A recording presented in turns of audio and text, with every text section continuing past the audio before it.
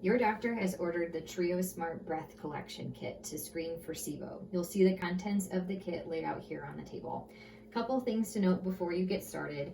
This is a requisition here that should come with your kit. The staff should have completed the entire demographic section with your name, date of birth, and your contact information. Please double check this to make sure this is correct.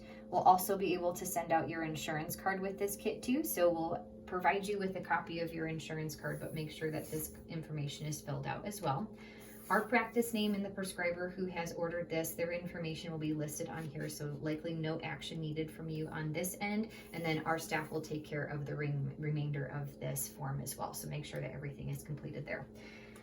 I have opened here the guide for collecting for the samples, so you can see these instructions here. These are the breath bags that you'll be using, the mouthpiece that attaches to this end, or rather this end here, the sample labels here, as well as the prepaid envelope for shipping and the biohazard bag.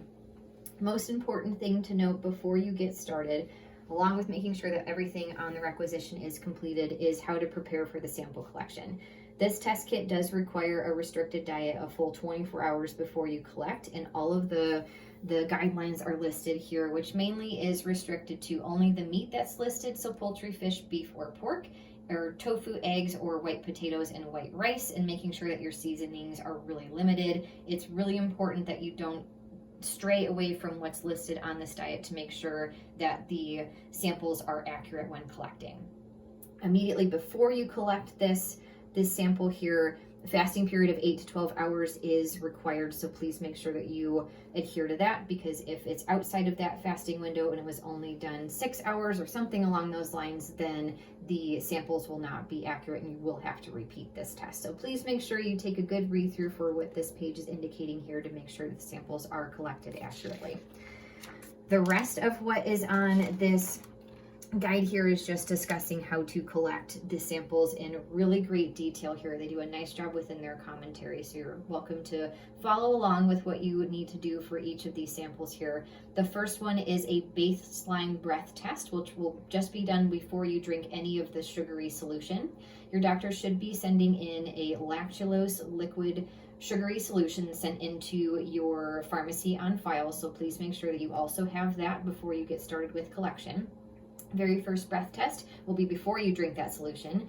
After that is when you will have had the solution and measure your breath test following that as well. So making sure that we go through the step ones here, everything is labeled within what these stickers are listed here. Make sure that everything is listed really legibly there and completely.